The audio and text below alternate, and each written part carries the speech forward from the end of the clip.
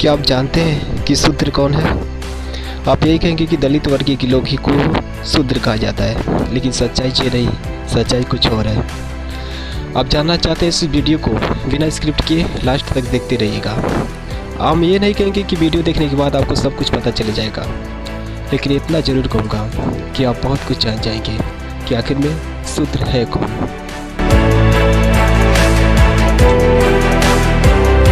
शूद्र कौन था? 1946 में भारतीय समाज सुधारक और पोलीमैथ बी.आर. अम्बेडकर द्वारा प्रकाशित एक इतिहास पुस्तक है। यह पुस्तक शूद्र वर्ण की उत्पत्ति पर चर्चा करती है। अम्बेडकर ने इस पुस्तक को ज्योतिराव फूले को समर्पित किया। अम्बेडकर पुस्तक में ऋग्वेद, महाभारत और अन्य प्राचीन वैदिक शास्त्रों का हवाला देते हुए अनुमान लगाते हैं कि शूद्र मूल रूप से आर्य थे। अम्बेडकर पुस्तक की प्रस्तावना में लिखते हैं कि इस पुस्तक को दो प्रश्न उठाए गए हैं।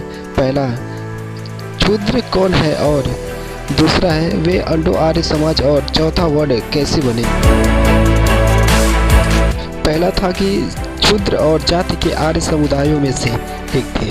एक समय था जब आर्य समाज केवल 3 वर्णों को मान्यता देता था, अर्थात ब्राह्मण, क्षत्रिय और वैश्य। शूद्रों ने अलग वर्ण नहीं बनाया, उन्होंने इंडो आर्य समाज की क्षत्रिय वर्ण के हिस्से के रूप में यह स्थान दिया गया।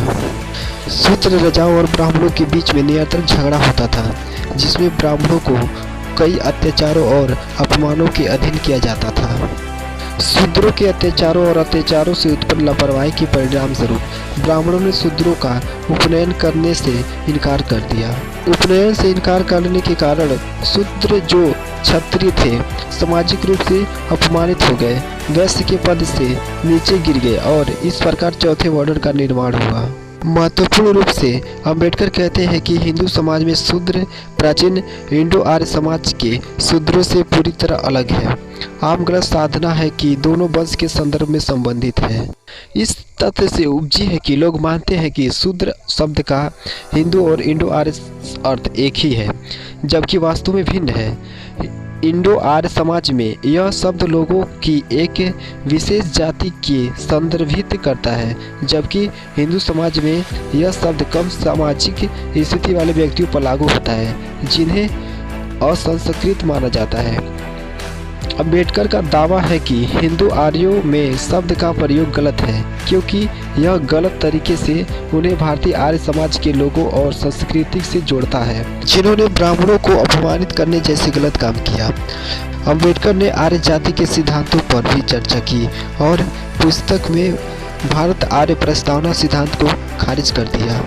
अरविंद शर्मा के अनुसार अम्बेडकर ने आर्य आक्रमण सिद्धांत में कुछ खामियां दिखाई दी। बाद में पश्चिमी विद्वान ने स्वीकार किया। उदाहरण के लिए विद्वान अब ऋग्वेद में अना के स्वीकार करते हैं। 5.29.10 ना के आकार के बजाय भाषण की संदर्भित करता है।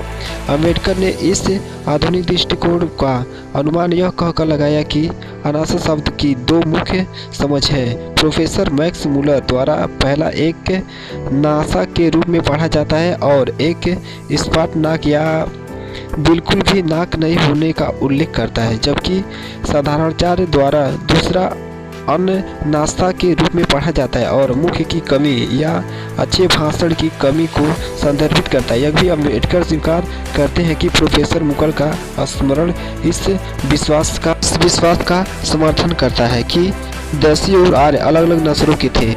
इनका दावा है कि इस दृष्टिकोण के लिए सबूतों की कमी है और साधारणाचार्य के दृष्टिकोण के लिए समर्थन व्यक्त करते हैं। वास्तव में जो शूद्र हैं वे ब्राह्मण ही है और कोई नहीं है।